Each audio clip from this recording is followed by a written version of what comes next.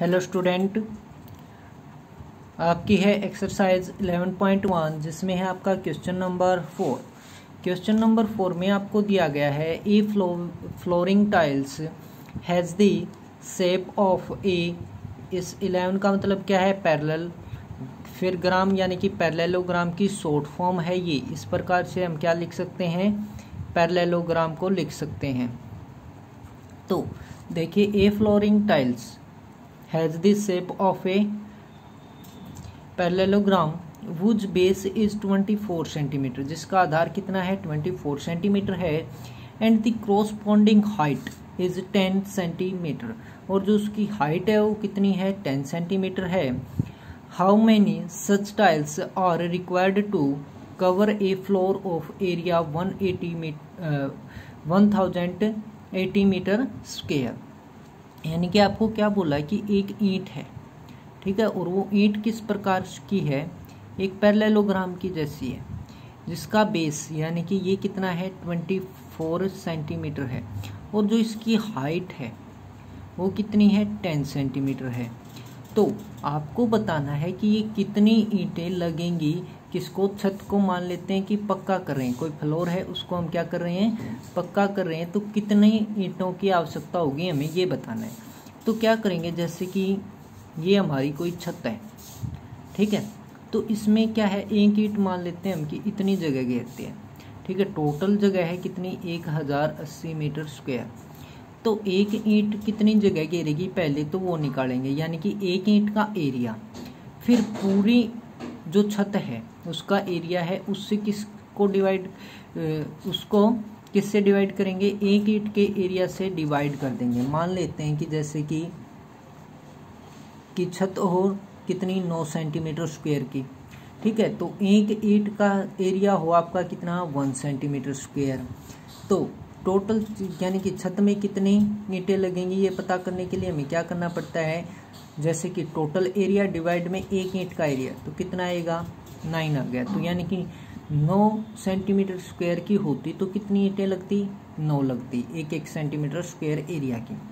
तो इसी प्रकार से क्या है कि छत का एरिया दे दिया आपको ये, यानी कि 9 की जगह पे आपका क्या है? 1080 मीटर स्क्वायर, और एक ईंट का एरिया में निकाल लेंगे। तो क्या करेंगे? देखिए, अब आपका सॉल्यूशन ये था आपको केवल समझाने के लिए, ठीक है। तो जो आपको कॉपी में करना है, किस हिसाब से करना है वो देखिए। Height of parallelogram tile equal to में कितना है? 10 सेंटीमीटर। हाइट कितनी थी आपकी? जो पैरेललोग्राम टाइल है, आपकी ईंट है, वो कितनी है? 10 सेंटीमीटर की उसकी हाइट। उसका जो बेस है वो कितना है? 24 centimetre. Base of parallelogram tile equal to 24 centimetre. तो एरिया ऑफ पैरेललोग्राम क्या होता है भाई? आपका बेस मल्टीप्लाई में हाइट। तो पैरेललोग्राम टाइल का जो एरिया होगा वो क्या होगा? बेस मल्टीप्लाई हाइट, यानी कि बेस है 24 और हाइट है 10, तो कितना आ गया? 240 सेंटीमीटर स्क्वायर। तो आपका एक ईंट का क्षेत्रफल आ गया है, एक टाइल का क्षेत्रफल वो कितना है? यानी कि एरिया 240 सेंटीमीटर स्क्वायर। अब रिक्वायर्ड नंबर ऑफ टाइल्स, यानी कि हमें कितनी टाइलों की आवश्यकता होगी, इसके लिए हम क्या करेंगे? एरिया ऑफ द फ्लोर यानी कि छत का एरिया डिवाइड में एरिया ऑफ ईच टाइल, यानी कि प्रत्येक टाइल का एरिया। तो 1080 मीटर स्क्वायर डिवाइड में 240 सेंटीमीटर स्क्वायर। तो आपको पता है कि 1 मीटर में कितने सेंटीमीटर होते हैं? 100 सेंटीमीटर। अगर हम इसका क्या कर दें? स्क्वायर, तो इसका भी क्या करना पड़ेगा? स्क्वायर, यानी कि 2 बाई हैं, दोनों बराबर करने पड़ेंगे। तो 1 का स्क्वायर 1 और मीटर का स्क्वायर हो गया मीटर स्क्वायर। 100 का स्क्वायर करेंगे तो वो होगा 10,000, और सेंटीमीटर का स्क्वायर होगा सेंटीमीटर स्क्वायर। तो 1 मीटर स्क्वायर में कितने होते हैं आपके? 10,000 सेंटीमीटर स्क्वायर होते हैं। तो 1080 मीटर स्क्वायर में कितने होंगे? 1080 मल्टीप्लाई में 10,000, ठीक, डिवाइड में आपका कितना? 240 सेंटीमीटर स्क्वायर। तो क्या हो जाएगा आपका? 1080 मीटर स्क्वायर में आपका 1080 मल्टीप्लाई में 10,000 डिवाइड में 240, तो 0 से आपकी 0 कैंसिल। 12 से इसको कट करोगे 24 को तो आएगा 2, और 12 से 108 को कट करोगे कितना आएगा 9। फिर इस 2 से हमने 10,000 को कट किया तो 5,000 की और 9 की जो मल्टीप्लाई होगी 9 की और 5,000 की वो कितनी होगी 45,000। तो जो टाइल्स हैं वो कितनी चाहिए आपको 45,000 टाइल्स। 10 इस प्रकार से आपका कितना 45,000 tiles are required to cover a floor of area 1080 metre square.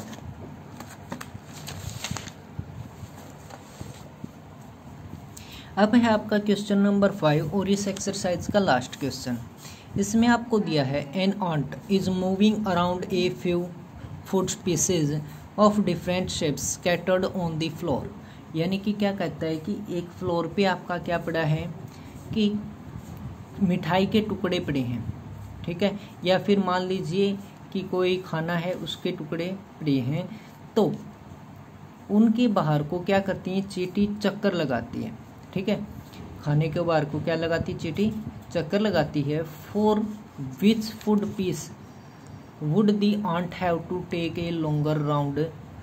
यानी कि कौन से टुकड़े के लिए, कौन से खाने के टुकड़े के लिए, भोजन के टुकड़े के लिए जो चींटी है वो सबसे ज़्यादा लंबा चक्कर लगाएगी, ये आपको बताना है। रिमेंबर, आपको याद रखना है circumference of a circle can be obtained by using expression c is equal to 2/πr।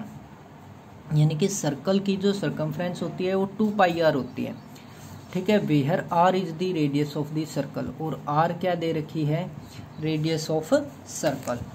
तो देखिए पहला आपको जो शेप दी गई है भोजन के बाहर के, मान लेते हैं कि ये कोई भोजन का टुकड़ा है, ठीक है, इसके बाहर को चींटी क्या करती है चक्कर लगाती है। किस प्रकार से कि यहाँ से स्टार्ट हो गई, ठीक है, पहले तो ये गई इस प्रकार से चक्कर में, ठीक है, फिर वो आई कैसे स्ट्रेट यानी कि सीधा आई, ठीक है। तो ये इस प्रकार से चक्कर लगाया तो ये क्या बन गया एक सेमी सर्कल बन गया। क्या बन गया सेमी सर्कल। अब ये आपका क्या करता है डायमीटर का काम करता है। जैसे कि क्या है कंप्लीट सर्कल है तो इसमें ये क्या हो गया डायमीटर, क्या हो गया डायमीटर जो सेंटर से होके पास करे, और ये हो गया आपका ऊपर वाला सेमी सर्कल अलग, नीचे वाला आपका अलग, ठीक है। तो ऊपर वाली शेप में क्या किया है उसने चींटी ने चक्कर लगाया, तो सेमी सर्कल का और एक ही आपका स्ट्रेट लाइन। स्ट्रेट लाइन है आपकी 2.8 सेंटीमीटर या मीटर जो भी दे रखा आपको, ठीक है। तो सेंटीमीटर में ही है तो 2.8 सेंटीमीटर। तो हमें पता है भाई पूरा सर्कल है ना उसकी सरकमफ्रेंस होती है 2πr। अगर हाफ सर्कल है तो क्या करेंगे सरकमफ्रेंस का भी हाफ, तो क्या आएगा πr, ठीक है। तो सबसे पहले ये क्या काम कर रहा है डायमीटर का, तो diameter of semi circle is equal to 2.8 centimetre. Radius of semi circle, radius क्या होती है डायमीटर का हाफ, तो 2.8 का हाफ क्या हो गया 1.4 सेंटीमीटर। अब perimeter of the given figure, यानी कि जो ये आपको आकृति दी गई है इसका पेरीमीटर क्या होगा 2.8, तो ये स्ट्रेट, और πr ये हो गई आपकी सरकमफ्रेंस। तो 2.8 सेंटीमीटर प्लस में πr, 2.8 पाई की वैल्यू होती है 22/7 और r की वैल्यू आपकी कितनी आ गई है 1.4। तो 1.4 को हम क्या लिख सकते हैं 14/10। तो यह है आपका 2.8 प्लस में 22/7 मल्टीप्लाई में 14/10।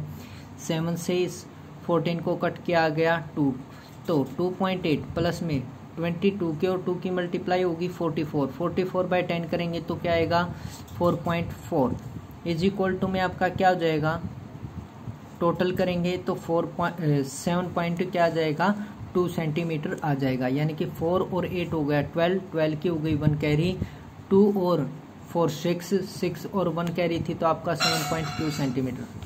अब है आपकी फिगर नंबर 2, इसमें आपको क्या दिया है कि 1.5 ये ऐसे चला, 2.5 ऐसे चली, फिर 1.5 वापसी आई और फिर ये क्या किया एक सेमी सर्कल में अराउंड यानी कि उसने मूव किया। फिर क्या है रेडियस ऑफ सेमी सर्कल, ये क्या है आपका सेमी सर्कल है। मान लेते हैं कि यहाँ से चली तो सेमी सर्कल में चली, ठीक है। तो रेडियस ऑफ सेमी सर्कल क्या आएगी, पहले के जैसे ये पूरी 2.8 है तो कितने आएगी 1.4 सेंटीमीटर। तो पेरीमीटर क्या हुआ, यानी कि आपका मतलब बाहर को चक्कर लगाना क्या कहलाता है। मैंने बताया था कल भी या फिर पिछली वीडियो में कि क्या होता है आपका पेरीमीटर होता है। तो perimeter of given figure is equal to में क्या होगा 2.8 ये, 1.5 ये और 1.5 ये, और पाई आर इसके लिए, ठीक है। तो 1.5 और 1.5 कितना हो गया 3, 2.8, और पाई आर की वैल्यू हमने पीछे भी निकाली है, कितनी आएगी 4.4, तो कितना हो गया टोटल 10.2 सेंटीमीटर। अब है हमारी फिगर सी, इसमें क्या है कुल्फी जैसी शेप बन गई है, ऊपर सेमी सर्कल है, नीचे आपका एक कोन टाइप है, ठीक है। तो यहाँ पे रेडियस ऑफ सेमी सर्कल कितनी है, वही 2.8 डायमीटर है, तो रेडियस होगी 1.4 सेंटीमीटर। ये कितना है 2 सेंटीमीटर, ये भी 2 सेंटीमीटर। तो perimeter of given figure is equal to 2 centimetre, ये हो गया। पाई आर इसका आपकी सरकमफ्रेंस होगी, इसकी सरकमफ्रेंस 2 पाई आर और प्लस में 2 सेंटीमीटर, तो 2 और इसकी 4.4 आएगी वैल्यू, और 2 ये, तो 2 और 2 4 प्लस में 4.4 हो गया आपका 8.4 सेंटीमीटर। दस द ऑन्ट विल हैव, इस प्रकार से क्या है जो आपकी चींटी है will have to take a longer round, वो क्या करेगी एक लंबा चक्कर लगाएगी for the food piece B, किसके लिए, जो आपका भोजन का टुकड़ा है बी है उसके लिए। Because the perimeter of the figure, यानी कि क्योंकि जो पेरीमीटर है किसका फिगर बी का वो क्या है सबसे ज़्यादा है, क्योंकि ये 8.4 था और ये पहले वाले का 7.2 था, तो सबसे मैक्सिमम कौन सा रह गया 10.2। तो इसके लिए क्या लगाना पड़ा, सबसे ज़्यादा चक्कर लगाना पड़ा, तो ये क्या आ जाएगा इसका आंसर बी वाला आ जाएगा। तो ये हो गई आपकी एक्सरसाइज 11.1 कंप्लीट। Thank you.